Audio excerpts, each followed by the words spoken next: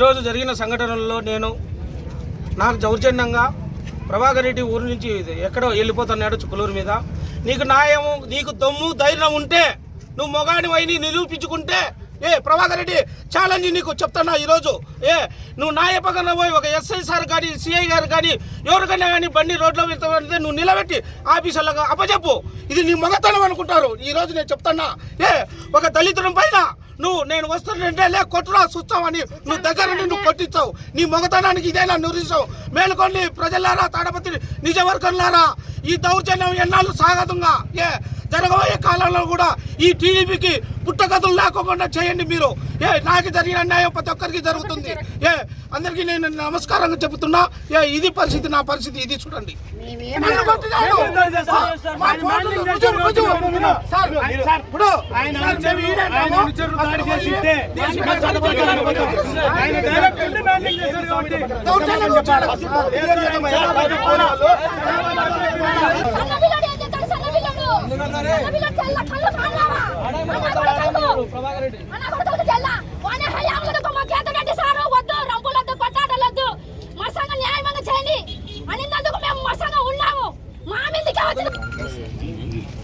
పిల్లోడు డాక్టర్ వస్తుంది, అది న్యాయపడతాంగా మేము జగనన్న కాలనీలోకి మేము రూములకు ఇసుక తోలుకుంటున్నాం.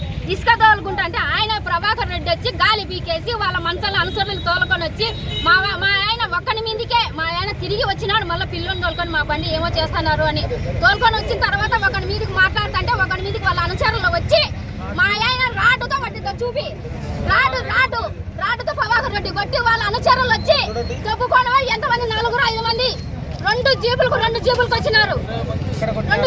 వచ్చినారు. ఏమంతా నా మీదకి కొట్టేకొచ్చినారు. నన్ను వాళ్ళ ఇంటి ఆడవాళ్ళని కొట్ట ఊరుకుంటారా? పిల్లని సన్న పిల్లని ఏమవుతాడు? సన్న పిల్లని కొట్టారు. సన్న పిల్లని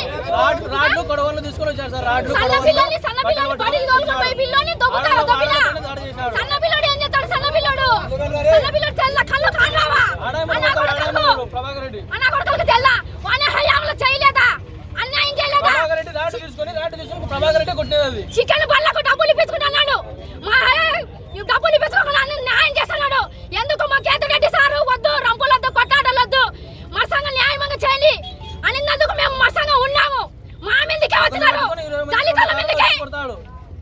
అంత అభిమానమైనా మాకు న్యాయం చేయాలా? రెండు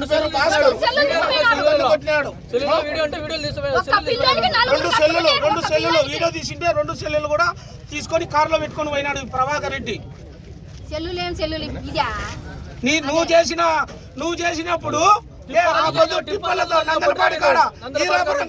అదే పొట్టిరావి అనుచరులు పొట్టిరావి వాళ్ళన్న బ్రదరు వాళ్ళు చేసినది మంచిది కాదా? మేము చేసేది ఖాళీలతో అంటే నువ్వు అడ్డుకుంటావా? ఇదేమయ్యా నీ దౌర్జన్యమా?